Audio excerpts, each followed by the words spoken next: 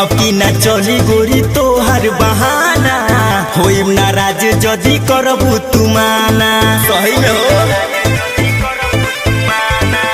अब की ना चली गोरी तोहर बहाना होइम नाराज जदी करबू तू माना। लिख के I love you greeting card लई ह मिले चमरान जी से चलियो मिले नया साल में तू चली आई हा।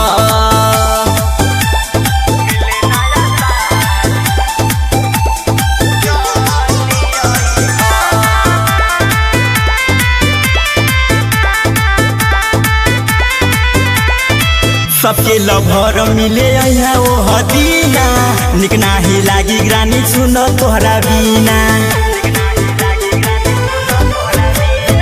सबके लभर मिले अइहा ओ हदीना निक नाही लागी रानी सुना तोहरा बिना। आके सीनावा से हमारा लिपट जाई हा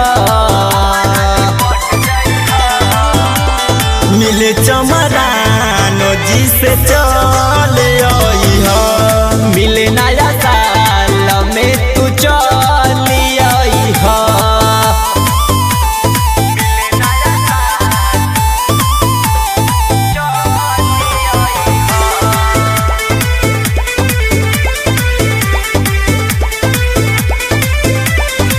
गौतम रोहित के तू मानिला ना बतिया मिले चलैया जान कसहु तुरतिया।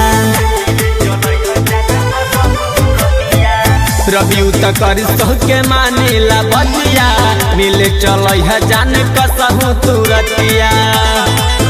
मिलके नया साल में मजा भरपूर लीहा मिले चमरान जी से चलियो।